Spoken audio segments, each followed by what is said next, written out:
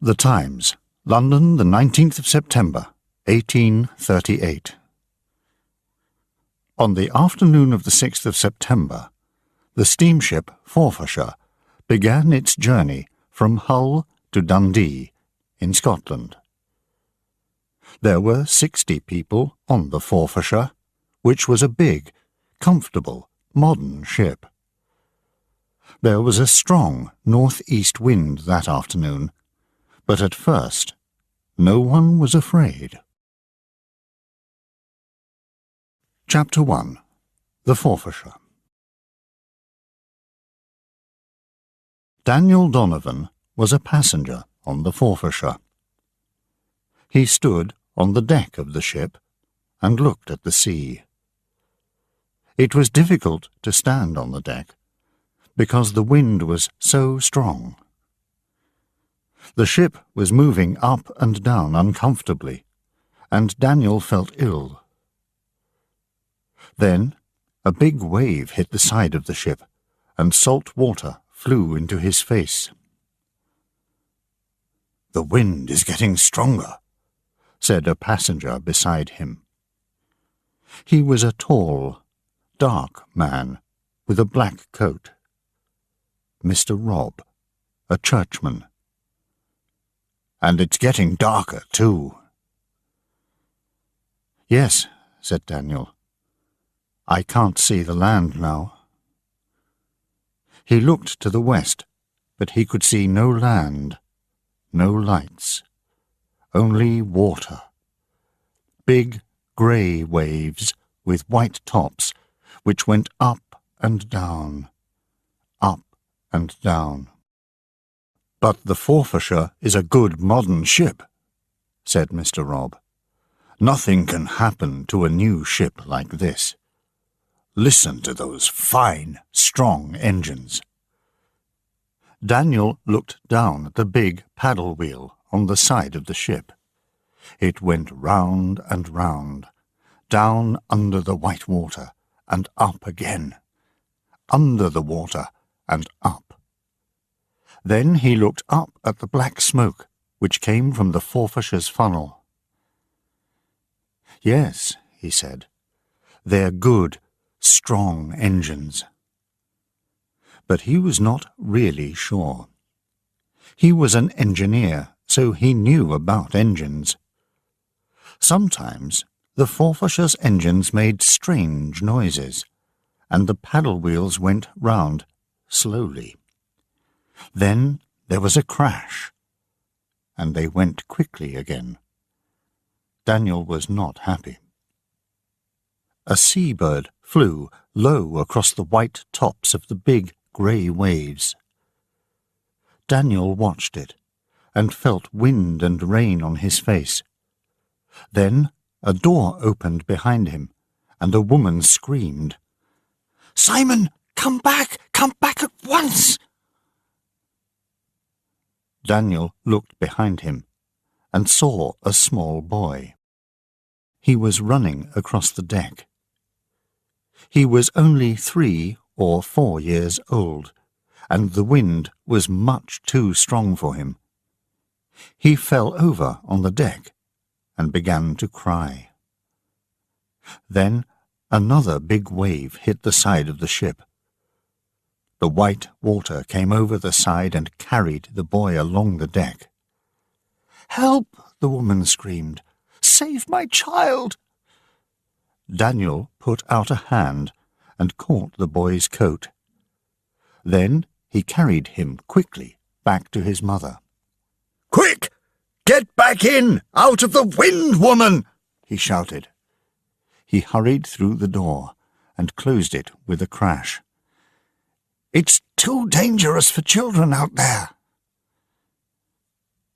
"Yes, I know," the woman said. "Come here, Simon." She sat down and held the boy with one arm. She had another child in her other arm, a little girl, about 1 or 2 years old. "Thank you, sir," she said. The ship moved up and down very quickly, and Daniel sat down beside the woman. She smiled at him, but she looked very white and ill. "I'm Daniel Donovan," he said. "What's your name?" "Mary Dawson," she said. "This is my son Simon, and my daughter Sarah." "Isn't your husband with you?" "No," she said. "He's in Scotland. We're going home to see him. It's good we're in a strong, modern ship." "Yes," said Daniel. Then, for a few seconds, he said nothing. It was quiet in this room, much quieter than outside. "Mr. Donovan," said Mrs. Dawson suddenly, "what's happened to the engines? I can't hear them now. Can you?" Daniel listened. "My God," he thought, "she's right. The engines have stopped." He could hear the noise of the wind and the sea, but not the engines. "You're right, Mrs. Dawson," he said. He stood up and ran to the door. "Excuse me, But then he opened the door, and his words were lost in the wind. Outside, he looked up at the ship's funnel. There was no smoke above it. He looked over the side of the ship, at the big paddle wheels. He watched them for 2 minutes, but they did not move. And all the time, the big grey waves lifted the Forfarshire up and down, and white water blew over the deck. "What's happening?" screamed Mr. Robb. "Why aren't we moving?" "The engines have broken down," shouted Donovan. "This isn't a sailing ship. It can't move without its engines." A big wave hit the side of the paddle wheel and sent white water over their heads. Some sailors were trying to put up a small sail, but the wind blew it out of their hands, away across the sea, into the night. "There are women and children on this ship," shouted Mr. Robb. "It's nearly dark and the weather is getting worse. What can we do?" Daniel looked at him. "I don't know, my friend," he shouted back. "I can't do anything. Why not ask God? You're a churchman. Perhaps he'll send an angel to save us."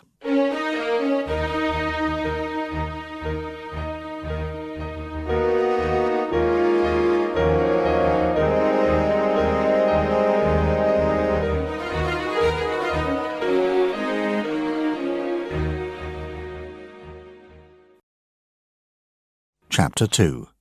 The Lighthouse. When the engines stopped, the Forfarshire was about 5 kilometres east of St. Abb's Head in Scotland. The ship was travelling north, from Hull to Dundee. But the wind came from the north, so the Forfarshire, without her engines, began to go south again, back to England.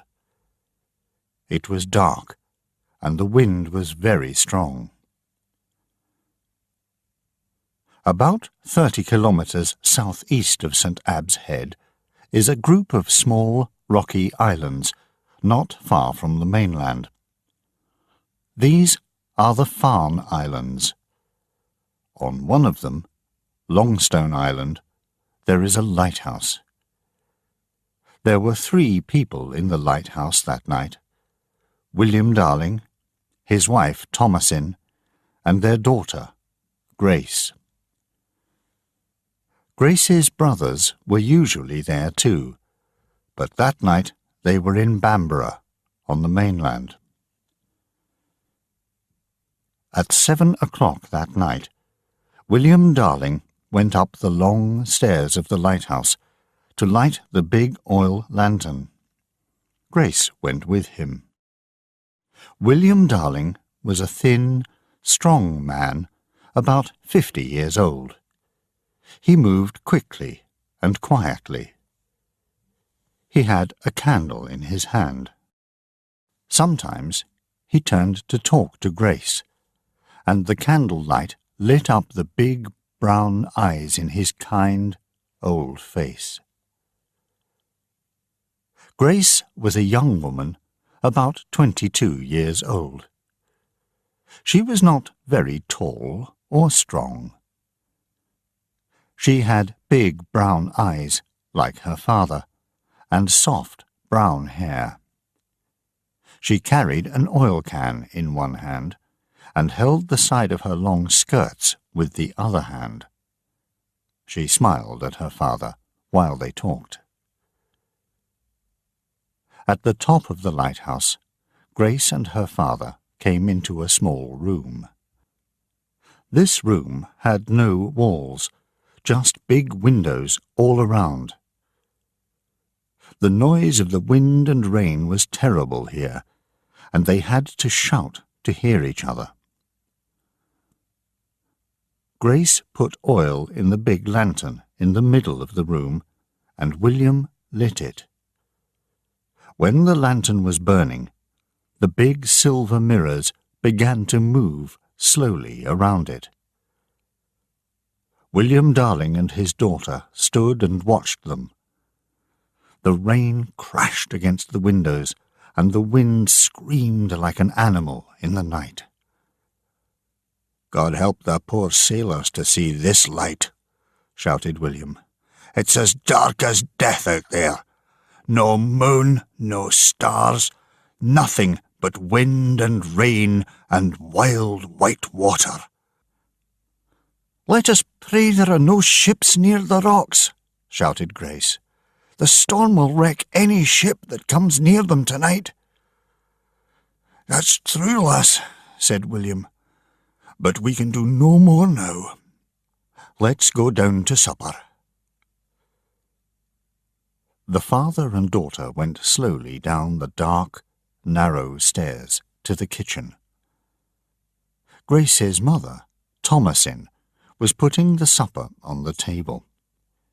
She was a white-haired woman of 65. "Did you see anything?" she asked. "No, my love, nothing," William answered. "Only the rain on the windows." "Thank God," she said. "You couldn't help anyone tonight, William. If there is a shipwreck, you can do nothing. The boys aren't here." "But, Mother," Grace said, "Father has to try to save people. It's his job. He can't leave them to die." "Grace, no man could row a boat by himself in this wild sea," said Thomasin. "So let us thank God that there are no poor ships near us on this terrible night." "Yes, Grace, let us thank God for that," said William. And so the three people sat quietly around their table in the warm kitchen and put their hands together to pray. In the black night outside, the wind screamed and the big waves crashed against the rocks again and again and again.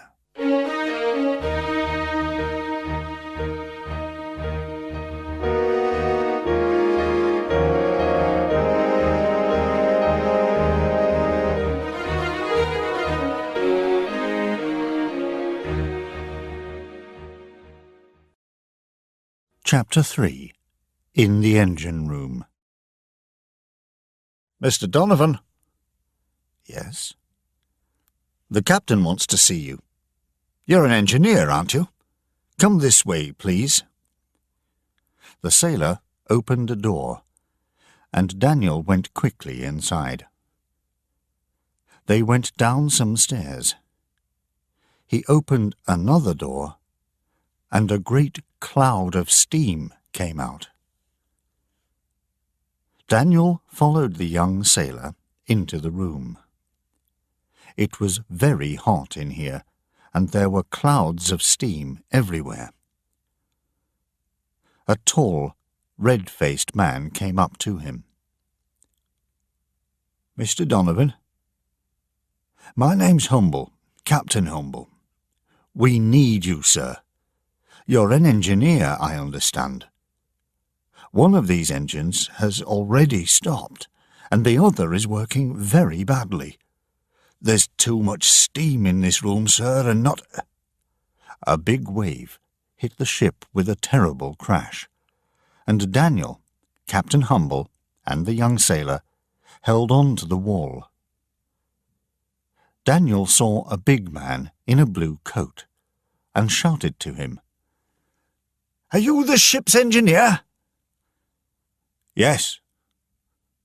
The man looked angry, tired, and frightened.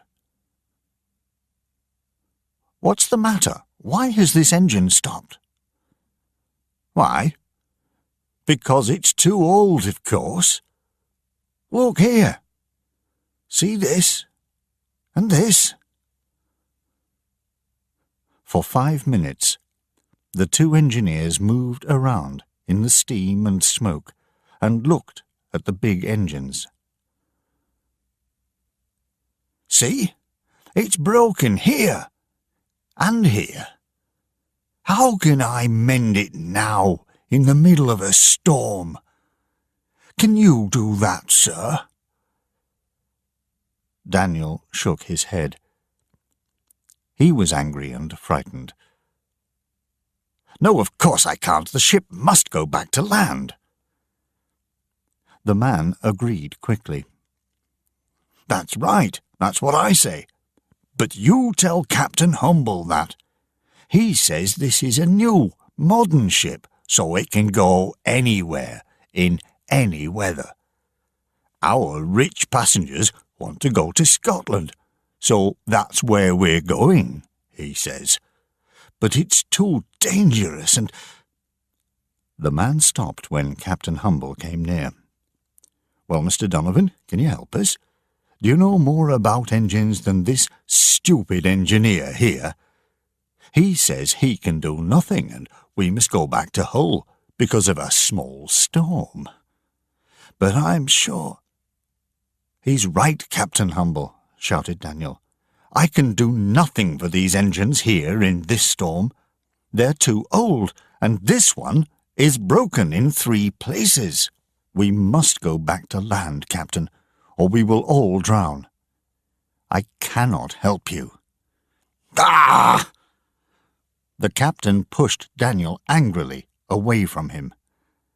"Then get out of my way, Mr. Donovan. You're no good to me. Get back to the women and children." Daniel went quickly to the door and up the stairs to the wind and rain outside. But he was a badly frightened man. His hands were shaking, and it was hard for him to stand in the terrible, screaming wind. Above his head, 2 sailors were putting up a small sail. "That's no good," he thought. "It's too small for a big ship like this. Without engines, we can do nothing." He stared out to sea, but he could see nothing, only the white tops of the great black waves and the black clouds above. No stars, no moon. But far away to the southwest, there was a little light flashing on, off, on, off. It went behind a wave and then came back again, like a star in the night sky, far away. But it was coming nearer, nearer all the time.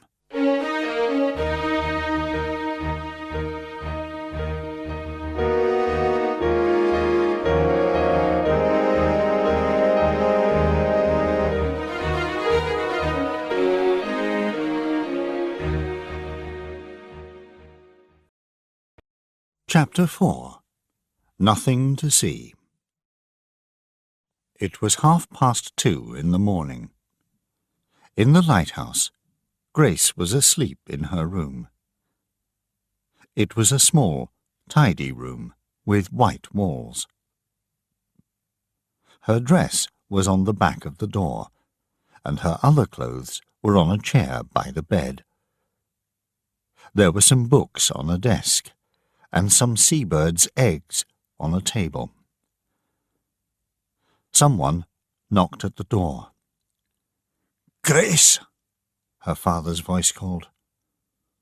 "wake up, lass. I need you to help me."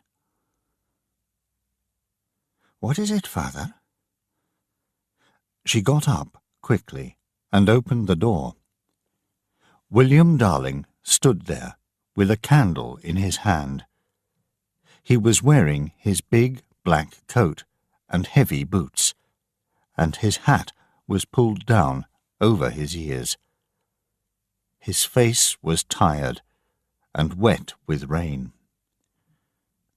"The storm is worse. The wind is coming from the north now, and it's stronger. We shall have to go outside and tie the boat down, or we shall lose it." "All right, I'll be down in a minute."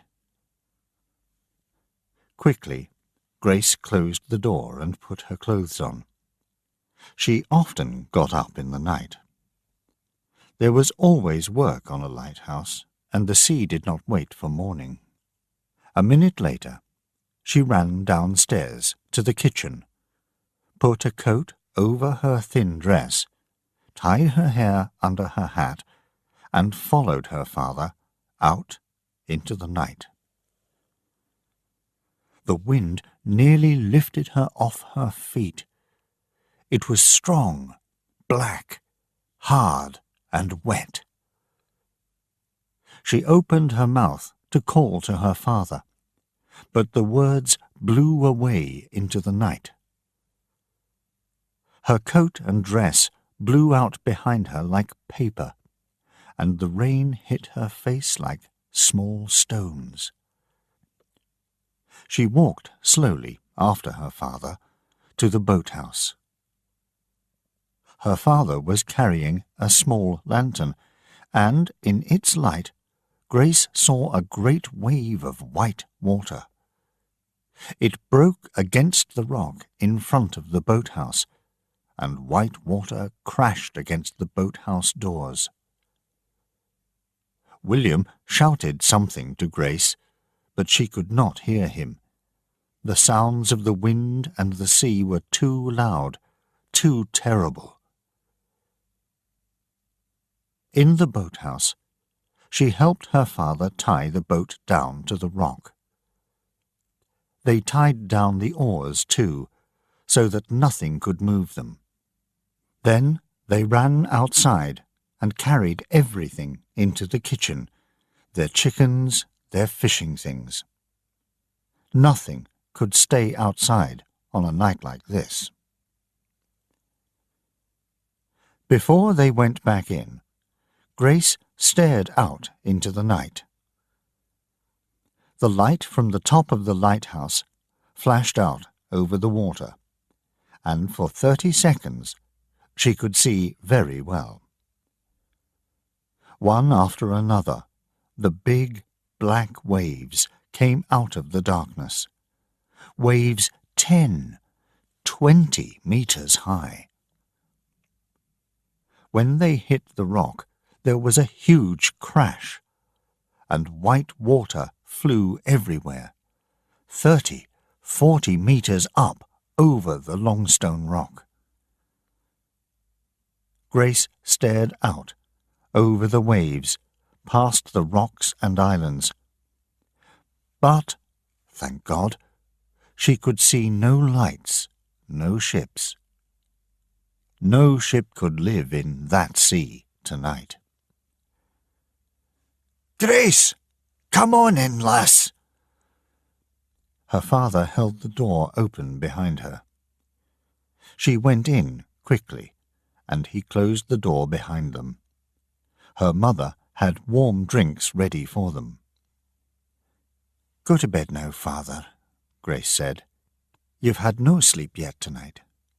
I'll watch the light now, and Mother can come up at 5. "All right, lass," he said. William was very tired. He went upstairs with his wife, and in 2 minutes they were asleep. Grace finished her drink quickly and changed out of her wet clothes. Then she went up alone to the room with the big windows at the top of the lighthouse. The wild wind screamed and shook the glass. It was 3:30 in the morning.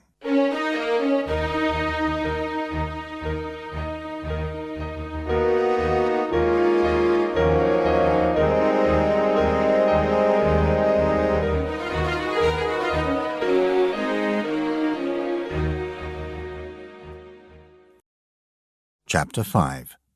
The Shipwreck. In the passengers' sitting room on the Forfarshire, Mrs. Dawson looked unhappily at Daniel, Mr. Robb, and 2 other men, Thomas Buchanan and James Kelly. Her 2 children were crying in her arms. "I'm so frightened. Do you think we're going to die?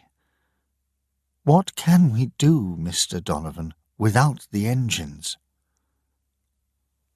"Not much, Mrs. Dawson," said Daniel slowly. "But there are some islands south of here called the Farne Islands. They are very near. I've seen the lighthouse flashing on them. I think the captain is trying to go into the quieter water between the islands and the mainland. I'll go outside again to see how near the lighthouse is. I'll come back and tell you." Daniel got up and went out into the night. It was raining hard now, and the wind was screaming from the back of the ship. He stared into the dark. He could see nothing in the west. Where was the light? He walked carefully across the ship to the other side. Suddenly he fell on the wet deck, and he caught the side of the ship with his hands. Then he looked up, and a light flashed into his eyes. There it was, the lighthouse, only 300 meters away to the north. "But this is wrong," he thought. "We're too close, much too close. I must tell the captain." He stood up and began to run along the deck. But there, in front of him, a great mountain of white water flew into the sky, 10-20 meters above the ship. "Rocks!" screamed Daniel. "Rocks! There are rocks in front of us! Rocks all round! Captain! Captain!" The captain was already shouting at the sailors, and the ship was turning to the west, away from the light. But it was too late. There was a great crash, and Daniel and all the sailors fell to the deck. Then another crash, and another. The waves lifted the Forfarshire and threw it onto the rock like a child playing with a toy. Daniel held onto a rope and stared into the dark. The light flashed again from the lighthouse. Then he looked back along the ship. People were running out onto the deck and screaming. Then another very big wave hit the ship. White water flew everywhere and fell on Daniel like stones. He heard a terrible crash, and more water fell on him. He opened his eyes and looked back along the ship. But there was nothing there. Nothing but black water and more waves. The ship was broken in two, and the back of the ship, with the captain and all the rich passengers, was not there. A voice shouted into the wind, "God help us! Save us from the sea, oh God!" The door of the passengers' room was broken, but there were still some people inside the room. Mr. Robb, Mrs. Dawson and her 2 children, Mr. Buchanan, and James Kelly. Mr. Robb was praying loudly. Daniel went carefully back along the deck to the broken door. He put out his hand to touch it, and then a wall of white water hit the ship, and he could see nothing.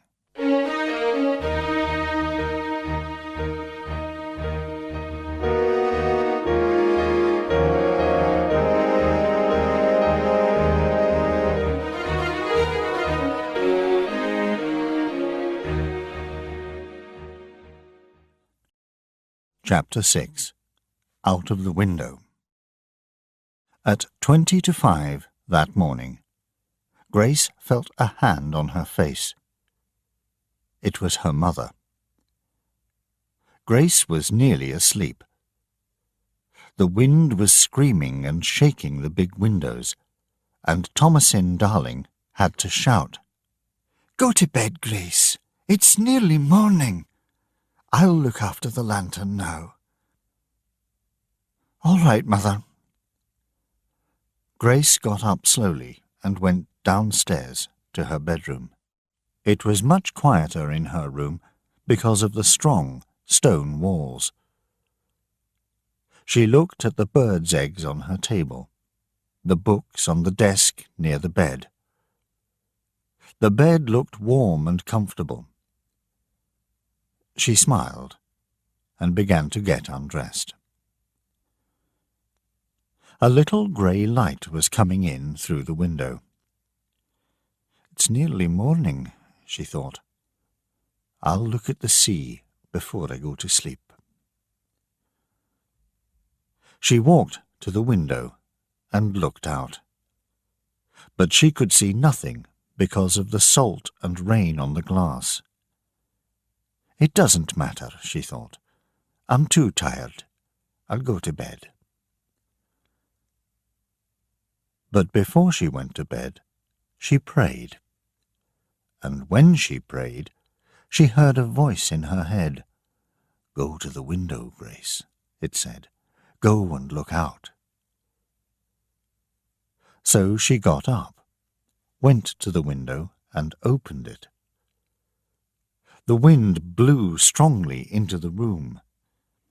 It blew her hair across her face, and some books fell on the floor. In the grey morning light, Grace looked out across the sea. Most of the rocks and small islands were under water. Big, white waves were breaking over them. The sea was wild, frightening, terrible. Grace looked and felt cold.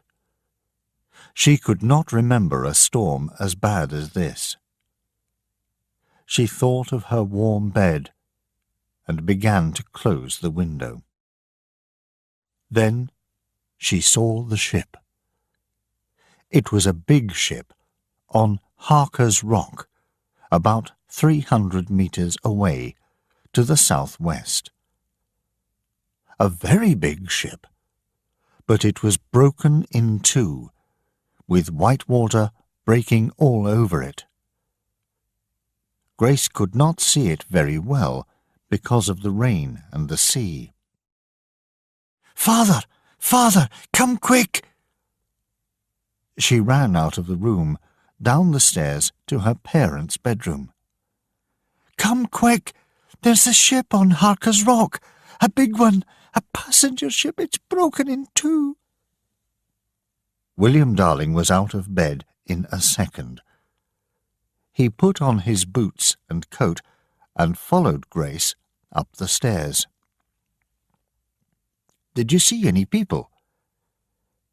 "No, Father, but it's difficult to see anything in this wild sea."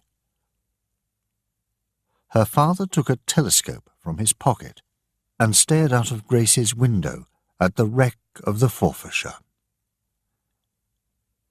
He looked for a long time, then said, "I can see no one, but my eyes are old. You look, lass." Grace stared carefully through the telescope. White water crashed over the wreck. Sometimes the ship moved on the rock, and sometimes pieces of wood fell off into the sea. But she saw no people.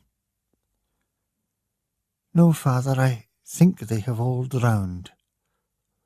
"Poor, poor people." "Yes, but it's a good thing too, William." Grace's mother was in the room now, and she was looking out of the window with her husband and daughter. "Why is that, Thomasin?" William asked her. "Why? Because the boys aren't here, William. You couldn't take a boat out in that wild sea alone. No one could. If there are people alive on that ship now, you cannot save them, William." "I could go with him, Mother," said Grace quietly. "Not in a sea like that, Grace," her mother said. Her father said nothing. "We mustn't stop looking," said Grace. "If there is someone alive, we can't just leave them to die." And so, for the next 2 hours, Grace and her parents watched the wreck of the Forfarshire through the telescope. Slowly, daylight came, but they saw no people, only rain and waves and a broken ship in the wild, angry sea.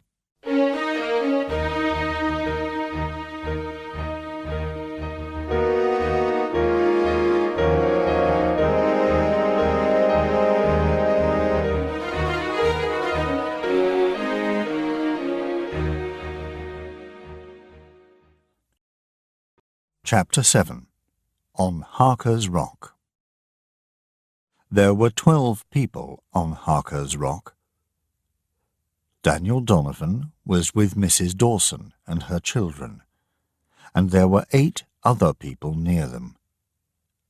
The wreck of the Forfarshire was behind them, between them and the lighthouse. They were nearly dead with wet and cold. Every 2 minutes, white water fell on them. Daniel had lost his coat, and the wind cut through his thin shirt like a knife. His hands and legs were red with blood. Mrs. Dawson was crying, and sat with her arms around her 2 small children. Mr. Robb prayed in a loud voice without stopping.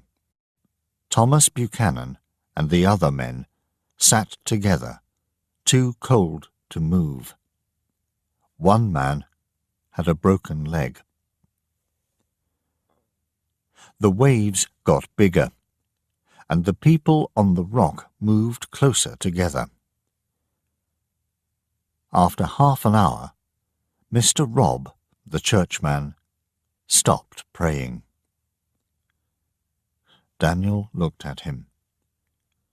He was lying on the rock, his face white and cold. His eyes were open, but he did not see Daniel's hand in front of his face. He was dead. "We'll all be dead soon," shouted Thomas Buchanan angrily. "No man can live long here in this wind."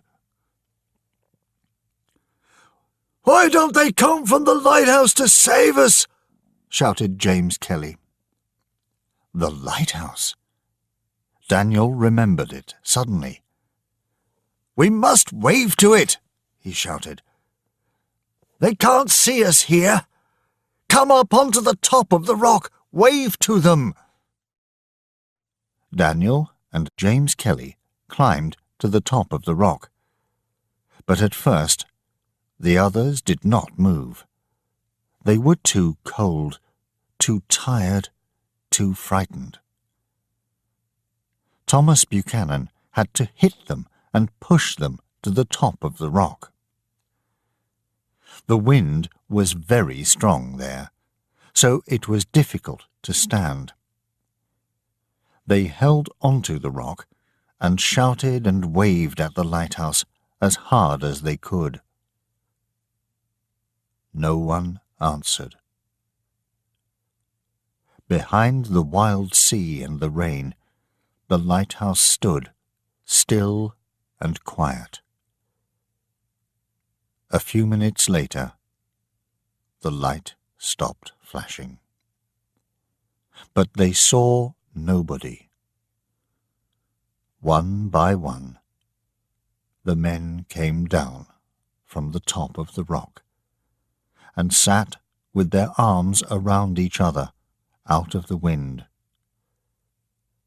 Only Daniel and Thomas Buchanan stayed on top of the rock. They waved and shouted and cried, but they saw no one. Their faces were as cold as death, and salty and wet from the sea.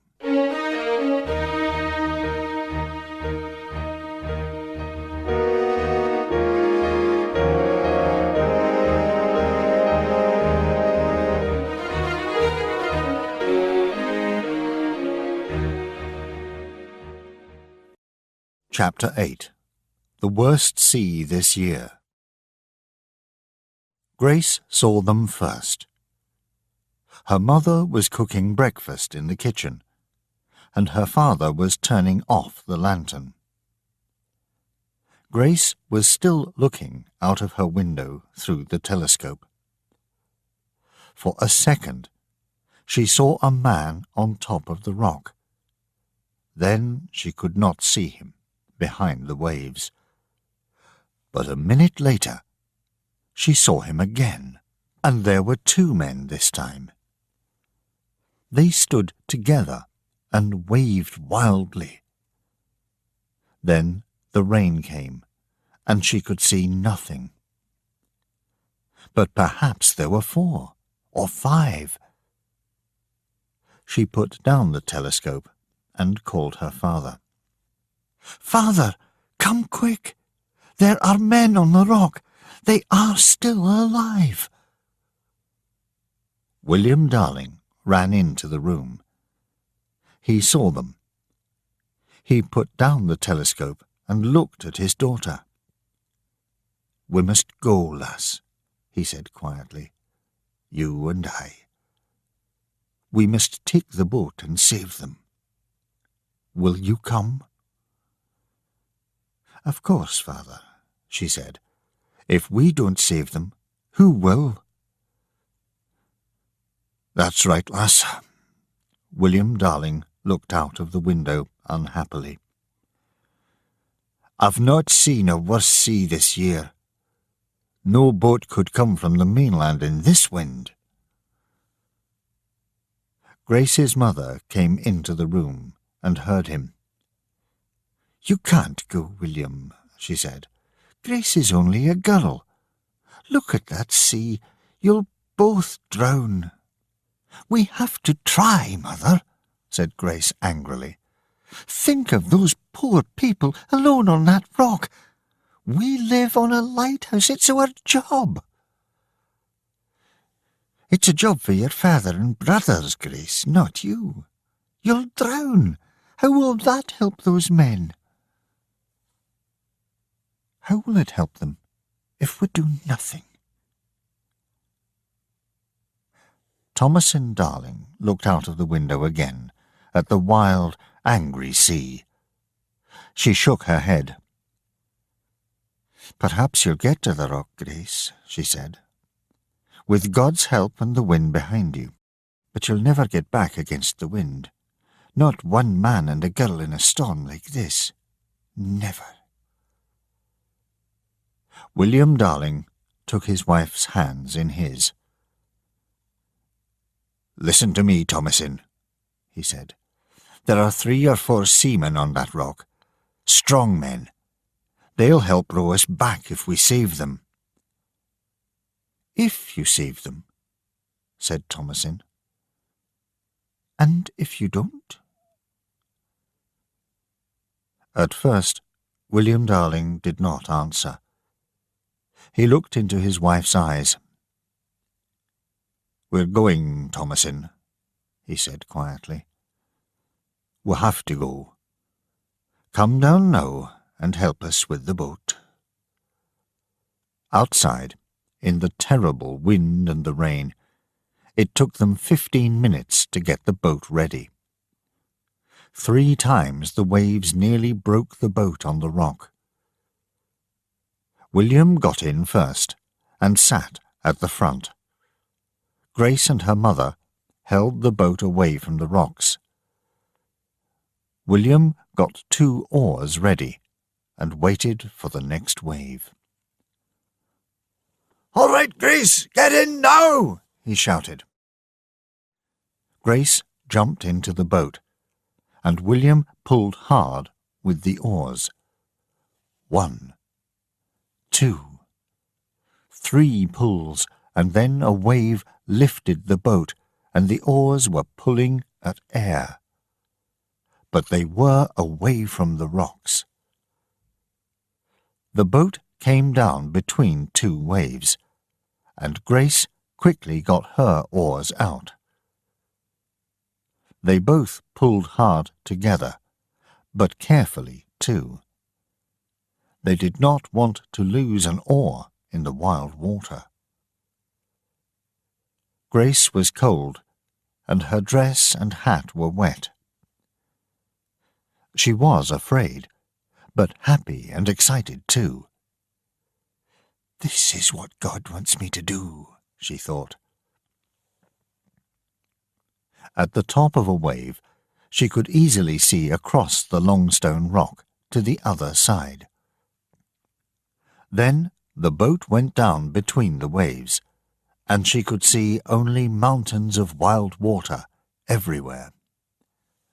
"Pull left! Left!" William shouted. "We must keep the rocks between us and the worst waves." Grace pulled hard at her oars and watched the waves. "God will help us save them," she thought happily. "I know he will." Outside the lighthouse, Thomasin Darling watched the little boat. She saw it for a second, then it went behind a wave and came up again. "It's not possible," she thought. "No boat can live in a sea like that. Oh, God, please save my husband and daughter." She watched and prayed, and the little boat got smaller and smaller on the wild, grey sea.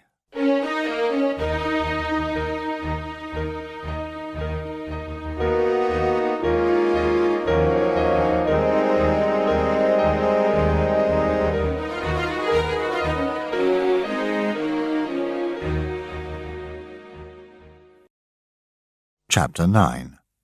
Angel in the Storm. "Help me, Mr. Donovan. Please help."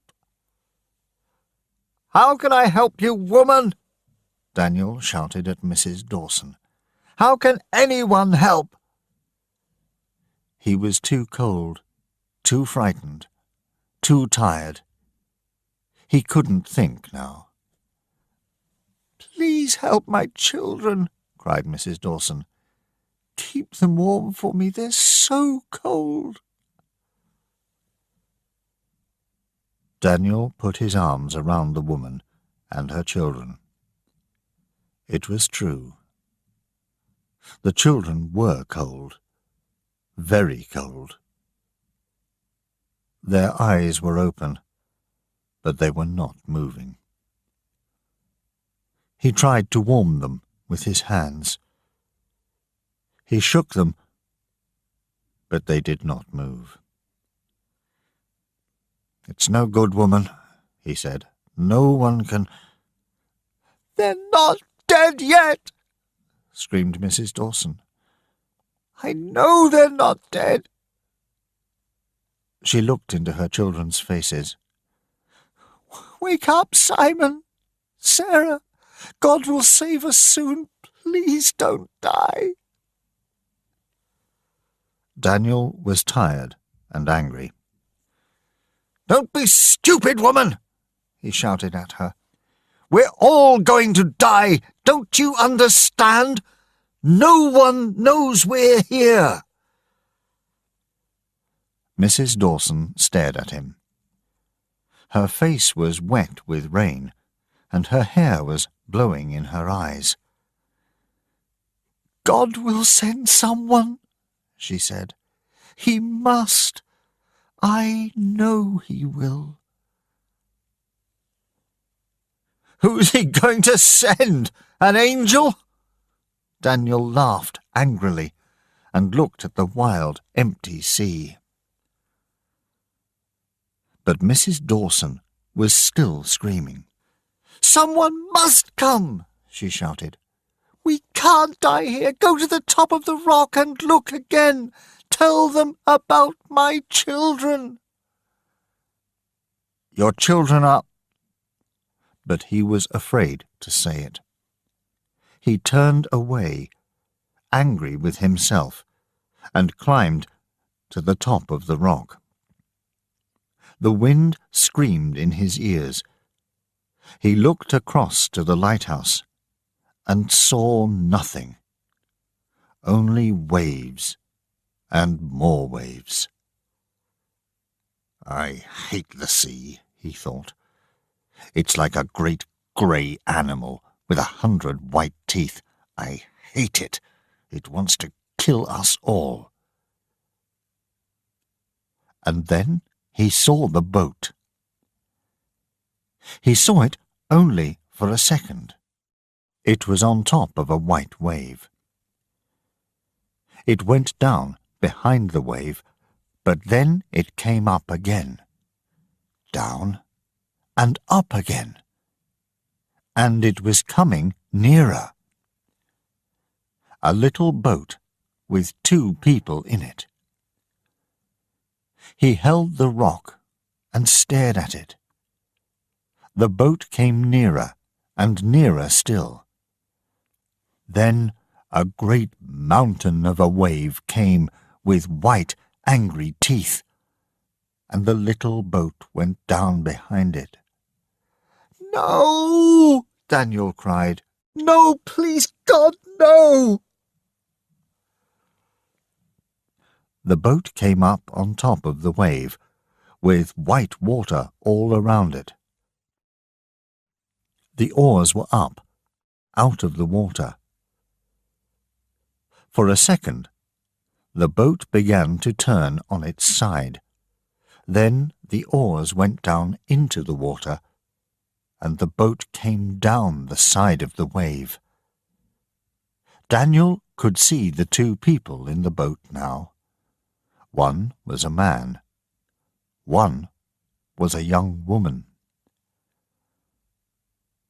He got up and ran down the rock. He was crying and laughing at the same time. It's all right, Mrs. Dawson, he shouted. It's all right. Look, There! Look! Your angel is coming!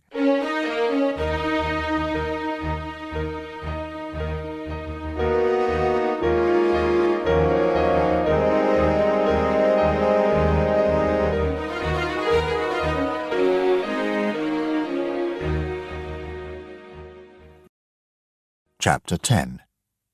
Too Many People.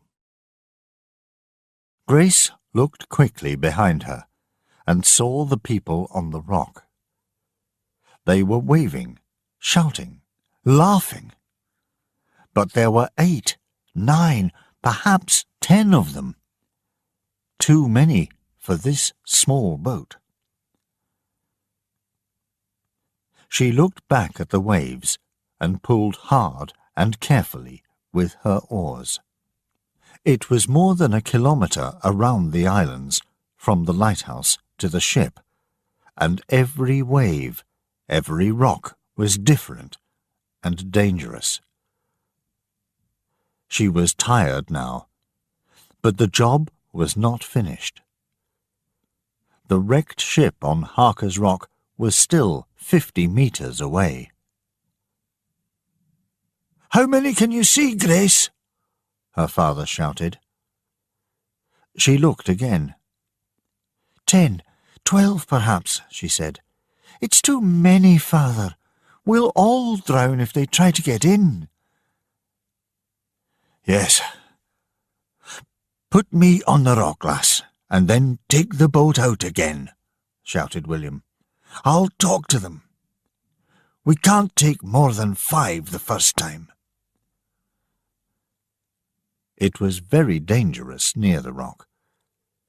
In the best place, the waves went up and down 2 or 3 metres every minute. "If we make one mistake," Grace thought, "the boat will break into 50 small pieces and we'll be on the rock with the others." Carefully, slowly, Grace and her father tried to get the boat near the rock, but 3 times they had to pull away at the last minute. Then, the 4th time, William Darling jumped. The passengers pulled him onto the rock. Grace quickly rowed the boat out to sea again.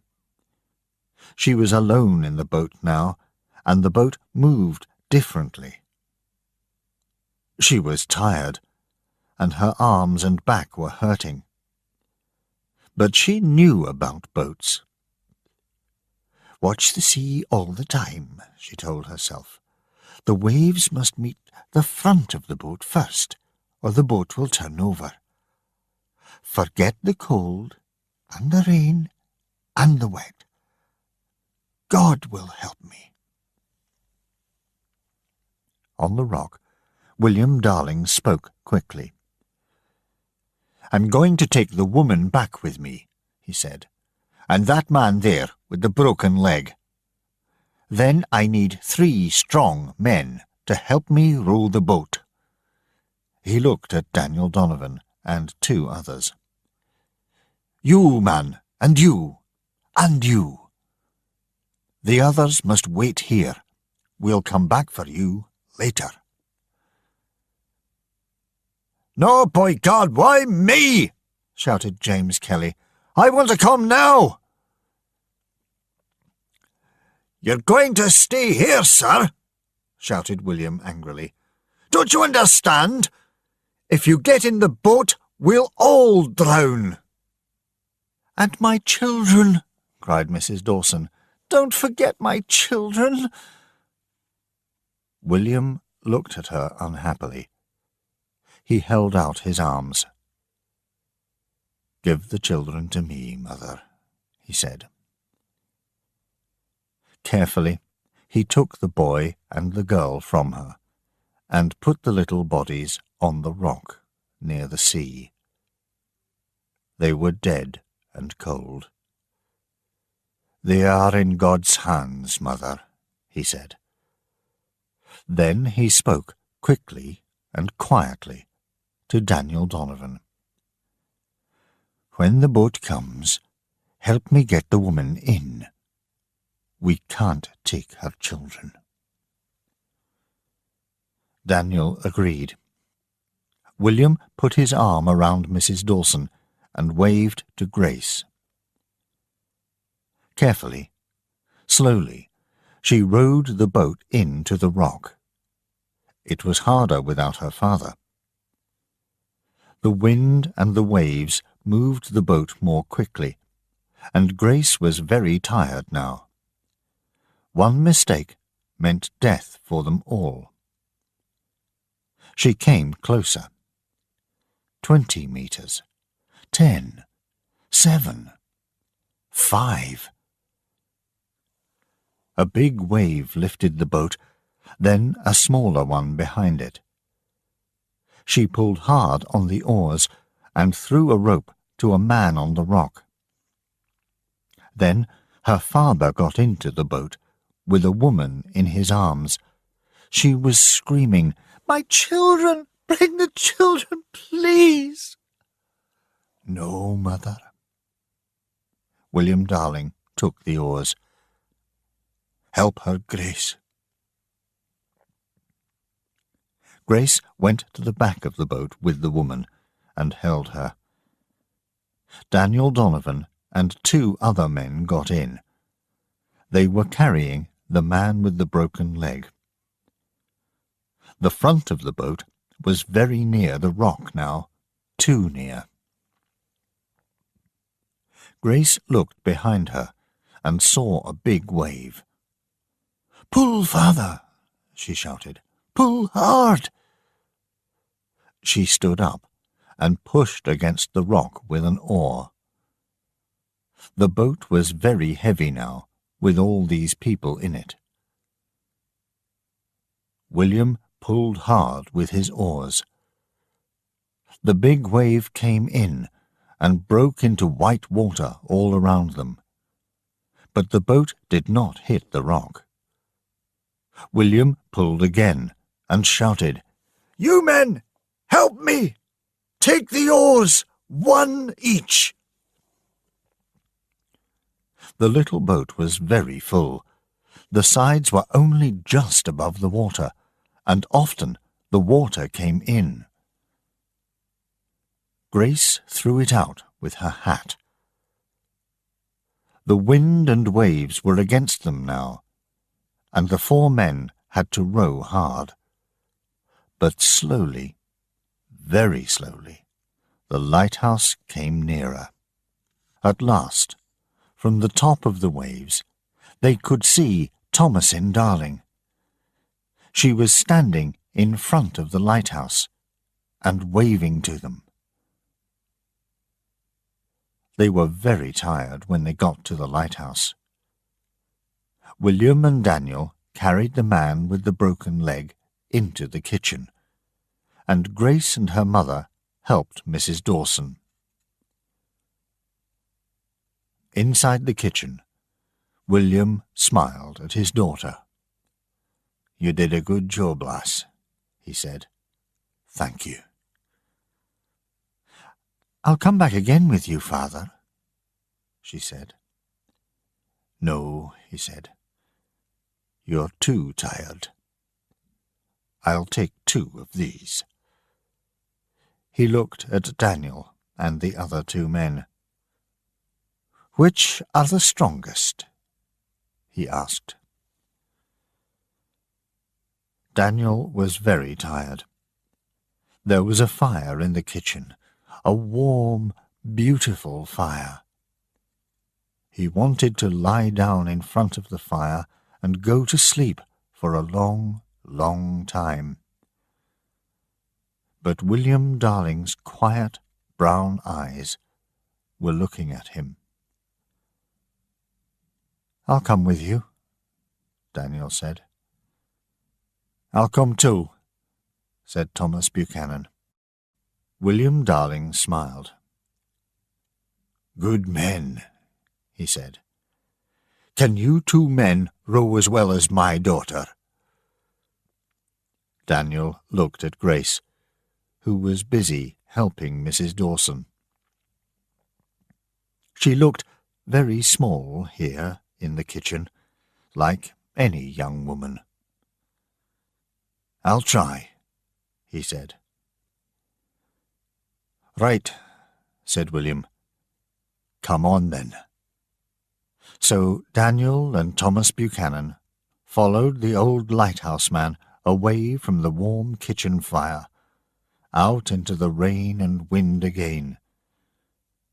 Daniel looked at the angry sea with its terrible waves, and he felt cold and frightened. He remembered the small young woman alone in the boat by Harker's Rock.